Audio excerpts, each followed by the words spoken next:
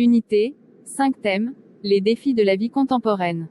Communication et acte de langage. Mon voyage en espace. Objectif de communication, raconter un événement vécu. Aujourd'hui, nous allons faire un petit tour dans l'espace. Et nous allons apprendre des choses sur tout ce que nous pourrons rencontrer. Pour quitter la Terre, nous avons besoin d'une fusée comme celle-ci. Des réacteurs permettent à la fusée de décoller et d'atteindre des vitesses très importantes. La Terre attire la fusée, comme elle nous attire nous. La Terre attire tellement la fusée qu'elle ne peut pas décoller tout droit. Elle est obligée de faire une courbe et ensuite de se mettre en orbite autour de la Terre, c'est-à-dire de tourner autour. En orbite autour de la Terre, je peux rencontrer des astéroïdes et des satellites. Les astéroïdes sont des blocs rocheux qui circulent dans l'espace et qui peuvent parfois s'écraser sur les planètes.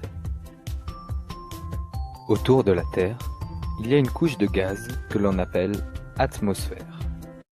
Les étoiles filantes que tu vois dans le ciel ne sont donc pas des étoiles, mais des roches qui se consument, qui brûlent dans le ciel.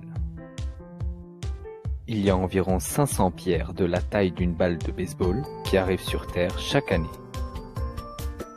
Lorsque je tourne avec ma fusée autour de la Terre, je peux aussi rencontrer des satellites envoyés par les humains. Ils sont aussi en orbite et servent à observer la Terre, mais aussi pour les téléphones, la télévision, les GPS, etc. Continuons notre promenade vers la Lune, qui est un satellite naturel de la Terre, c'est-à-dire qu'elle tourne autour de la Terre. Le premier homme qui a marché dessus est Neil Armstrong en 1966. En me promenant un peu plus loin, je vais pouvoir rencontrer 7 autres planètes: Mercure, Vénus, Mars, Jupiter, Saturne, Uranus et Neptune. Aucun humain n'a mis les pieds sur une de ces planètes. Elles sont très loin et ne permettent pas d'y vivre. Les robots ont déjà été déposés sur Mars. Et les humains ont l'intention d'y mettre les pieds un jour. Toutes ces planètes tournent autour d'une étoile, que l'on appelle le Soleil. La Terre met une année pour faire le tour du Soleil. Il n'y a pas d'air dans l'espace et il y fait très très froid. Il n'est donc pas possible d'y aller sans combinaison. Le Soleil et les planètes forment le système solaire. Ce système solaire est dans une galaxie qui s'appelle la Voie lactée et où il y a des milliards d'étoiles comme le Soleil. Nous sommes ici. Si l'on met plusieurs galaxies ensemble, on obtient un amas de galaxies. Enfin, tout ce qui existe, et même le temps et l'espace, forment l'univers. Les distances entre les galaxies, les étoiles et les planètes sont inimaginables. Pour aller sur Mars, il faudrait de 6 à 9 mois avec la technologie que l'on a maintenant. Pour atteindre Jupiter, 6 ans, et Saturne, 7 ans. Autant dire qu'il est impossible d'atteindre d'autres galaxies.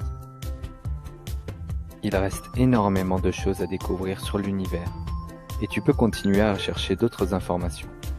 Peut-être qu'un jour, ce sera toi qui découvriras de nouvelles choses. Unité, 5 thèmes, les défis de la vie contemporaine. Communication et acte de langage. Mon voyage en espace. Objectif de communication, raconter un événement vécu. Salut Driss, c'est quoi ça? C'est un petit tour dans l'espace. Comment peut-on quitter la Terre? Grâce à une fusée, les astronautes quittent la Terre. Les étoiles filantes sont-elles des étoiles? C'est faux. Il y a environ 500 pierres dites astéroïdes qui arrivent sur la Terre chaque année. Les satellites servent à protéger la Terre des pierres. Notre univers se compose de plusieurs planètes tournent autour du Soleil. C'est le système solaire. Dans l'espace, on rencontre des astéroïdes et des satellites. Comment appelle-t-on notre galaxie? Notre galaxie est la Voie lactée.